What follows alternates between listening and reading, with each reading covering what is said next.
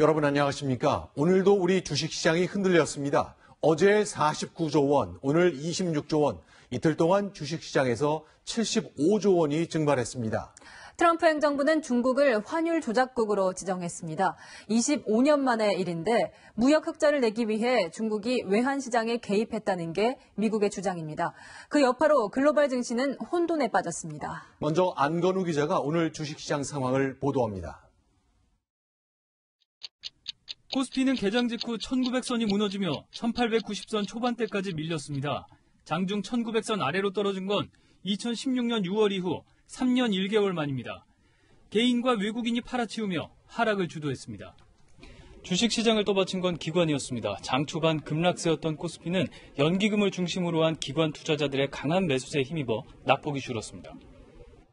1940선까지 반짝 올랐던 코스피는 막판에 힘이 붙인 듯 1917.5로 마감했고 코스닥도 3.21%나 떨어진 551.5에 장을 마쳤습니다. 국내 상장사들의 시가총액은 이틀 새 75조 원 넘게 사라졌습니다. 거액을 날린 개인 투자자들은 허탈한 마음을 감추지 못했습니다. 몇 달치 월급이 날아간 것 같아요. 실망감이 너무 커서 당분간 주식시장 안 보려고요. 언젠간 회복하겠지 하는 생각만 하죠. 관건은 하반기 수출이 얼마나 회복되느냐지만 대외 여건은 여전히 불확실한 상황입니다. 수출 증가율이 전년 대비해서 좀 개선되는 흐름이 나타나야 될 것으로 보고 있는데 미중 무역 분쟁이 계속 좀 심화가 될 경우에는 부정적 영향을 끼칠 수가 있어야 할 것입니다. 원달러 환율은 어제와 같은 달러당 1215.3원의 거래를 마쳤습니다. 외환 시장의 변동성이 커지자 외환 당국이 적극적인 방어에 나선 것으로 풀이됩니다. 채널A 뉴스 안건우입니다. 네, 지금부터 미국과 중국에서 벌어졌지만 결코 우리와 무관할 수 없는 그 파열음을 하나씩 짚어보겠습니다. 트럼프 대통령은 중국을 환율 조작국으로 지정했죠. 중국은 미국에게서 지난 수십 년 동안 수십조, 수백조 원의 무역 흑자를 내왔습니다. 그 고리를 끊겠다면서 트럼프 대통령이 내민 선전포고로 볼 수 있습니다. 워싱턴에서 김정한 특파원입니다. 미국 재무부가 전격적으로 중국을 환율 조작국으로 지정했습니다. 지난 1994년 이후 25년 만입니다. 문우신 재무장관은 성명을 통해 중국이 외환 시장에서 통화가치 절하를 용이하게 해온 오랜 역사가 있다고 설명했습니다. 이번 결정은 트럼프 대통령이 중국을 환율 조작국이라고 비판한 뒤에 나온 조치입니다. What China is doing is they're devaluing their currency and they're pumping money out like they've never done before.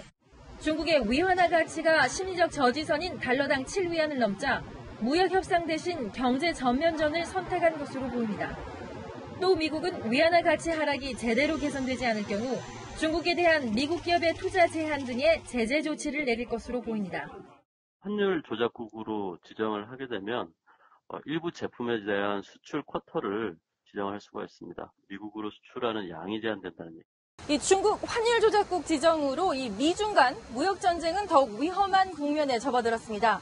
미국과 중국이 환율 전쟁 폼을 열면서 글로벌 경기 침체 우려도 더욱 높아지고 있습니다. 워싱턴에서 채널A 뉴스 김정환입니다. 네, 이러는 동안 글로벌 증시는 패닉에 빠졌습니다. 트럼프 대통령이 시작한 대중국 환율 전쟁을 보면서 더 자유롭게 교역하면서 글로벌 경제의 파이를 키운다는 믿음이 흔들린 결과입니다. 미국 캘리포니아에서 황규락 특파원이 정리했습니다. 아이폰 등 주요 제품을 중국에서 만드는 애플의 주가는 하루 새 5% 이상 폭락했습니다. 아마존과 마이크로소프트 등도 일제히 하락하면서 미국의 5대 IT 기업들의 시가총액은 하루 만에 200조 원이 증발했습니다. 세계 최고의 갑부인 아마존 창업자 제프 베조스의 재산도 한나절 만에 4조 원이 사라졌습니다.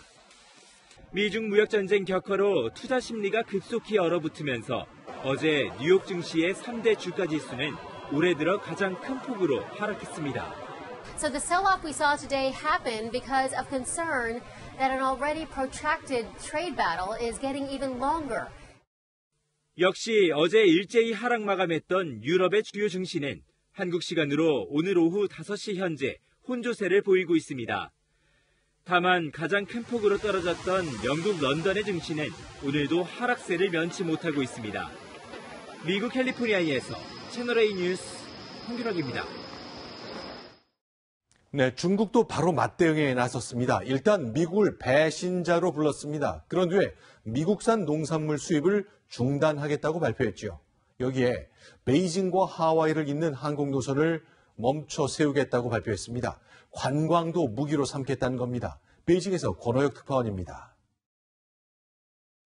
중국인민은행은 미국을 겨냥한 성명을 발표했습니다. 중국의 환율 조작국 딱지를 붙인 것은 미국 멋대로의 일방적인 행태라고 맹비난했습니다. 그러면서 환율 조작국 지정에 아랑곳 없이 위안화 가치를 다시 한번 끌어내렸습니다. 다만 환율 방어용 채권 발행 계획을 밝히며 속도 조절에 나섰습니다. 방향은 이제 환율을 올리는데 그 속도를 좀 어느 정도 컨트롤하면서 올리는 것이 중국 경제에 좀 도움이 된다 이렇게 생각하는 것 같습니다. 중국 상무부는 보복 조치를 내놨습니다. 미국산 농산물 수입을 중단한다고 발표했습니다. 미국 중서부 농민들이 트럼프 대통령의 핵심 지지층이란 점을 노린 겁니다. 중국 관영 인민일보는 미국을 배신자로 지칭하며 반드시 대가를 치르게 될 것이라고 비난했습니다. 이런 상황에서 중국 국영항공사인 에어차이나가 오늘 돌연 베이징 하와이 정기 노선 운항을 중단한다고 발표했습니다. 중국이 관광객을 무역전쟁의 수단으로 본격 동원하려는 움직임이란 해석이 나옵니다. 베이징에서 채널A 뉴스 권호혁입니다. 네, 작은 태풍 두 개가 만나서 거대한 태풍으로 변하는 것을 퍼펙트 스톰이라고 부르죠. 일본의 경제 보복이 하나, 그리고 미국과 중국의 경제 전쟁이 또 하나, 이런 퍼펙트 스톰이 우리 경제를 덮쳐오고 있습니다. 이런 불안 심리를 잠재우기 위해서 정부는 오늘 하루 종일 긴박하게 움직였습니다. 이어서 김남준 기자입니다. 주식시장이 열리기 전 경제부처 관계자들이 집결합니다. 며칠째 커져가는 시장 불안을 잠재우기 위해서입니다. 컨틴전시 플랜에 따라 상황별 시장 안정 조치들을 신속하고 과감하게 취할 것입니다. 미국이 중국을 환율 조작국으로 지정하자 환율 조작 관찰국인 우리나라에도 불똥이 튀는 것이 아니냐는 우려가 나옵니다. 중국을 환율 조작국으로 지정한 것이 우리나라하고는 관계가 없다. 주식시장 개장 이후 상황이 악화되자 이번엔 금융위원회가 투자업계 관계자들을 불러 모았습니다. 자사주 매입 규제 완화, 공매도 규제 완화, 일일 가격 제한 복축소 등에 이르기까지 다양한 모든 정책 수단 중에서 정부가 총력전을 펴고 있지만 우리 경제의 먹구름은 쉽게 가시지 않을 전망입니다. 한국은행이 오늘 발표한 상반기 무역 수지는 7년 만에 최저치를 기록했습니다. 일본의 수출 규제 영향으로 하반기 상황은 더 나쁠 것이란 전망이 나옵니다. 채널A 뉴스 김남준입니다.